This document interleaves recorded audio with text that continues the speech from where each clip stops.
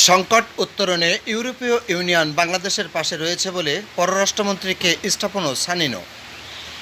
Brussels ৩১ July ২০২৪। ইউরোপীয় ইউনিয়নের পররাষ্ট্র বিষয়ক সেক্রেটারি জেনারেল স্টেফানো সানিনো বলেছেন, ইউ বাংলাদেশের সাথে রয়েছে, সংকট উত্তরণে ও ইউরোপীয় ইউনিয়ন সহযোগিতা করবে।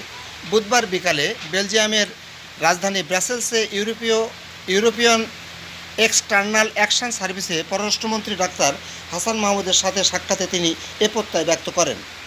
ব্রাসেলসে নিযুক্ত বাংলাদেশের রাষ্ট্রদূত মাহবুব সালেহ এ সময় উপস্থিত ছিলেন।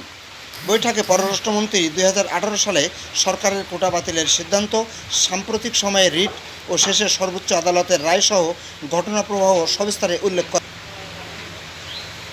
হাসান মাহমুদ জানান, দুর্বৃত্তরা অসৎ উদ্দেশ্যে শিক্ষার্থীদের আন্দোলনকে ব্যবহার করে দেশে অরাজকতা সৃষ্টি করেছে। ভাঙচুর, অগ্নিসংযোগ সহ বিভিন্ন অর্থনৈতিক কর্মকাণ্ড, বিভিন্ন অনৈতিক কর্মকাণ্ড পরিচালনা করেছে, যা অনেক ক্ষেত্রে মধ্যযুগীয় বর্বরতাকেও হার মানিয়েছে।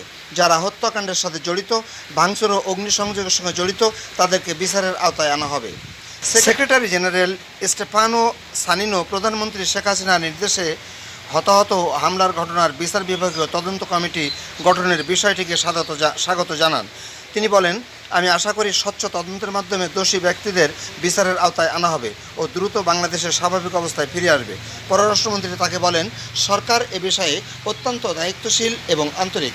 হাসান মাহমুদ বাংলাদেশের উন্নয়ন যাত্রায় ইউরোপীয় ইউনিয়নের অবদান ও বন্ধুত্বের কথা উল্লেখ করে একসঙ্গে কাজ ত্বরান্বিত করার আত্মপ্রকাশ ব্যক্ত করেন। ভিউয়ার্স, আমাদের ভিডিওটি আপনার পছন্দ হলে লাইক, কমেন্টস করে জানাবেন আপনার মতামত, শেয়ার করে সুযোগ করে দেবেন অন্যদেরকে দেখার। আর চ্যানেলে আপনি নতুন হলে এখনই করুন সাবস্ক্রাইব। দেশ বিদেশের সব খবর জানতে, দেখতে, শুনতে, শিক্ষা, স্বাস্থ্য, যোগাযোগ, ভ্রমণ, বাণিজ্য ও বিনোদন সহ বিভিন্ন বিষয়ে সবার আগে সব প্রতিবেদনটি দেখুন ভয়েস অফ ক্যালকাটায়।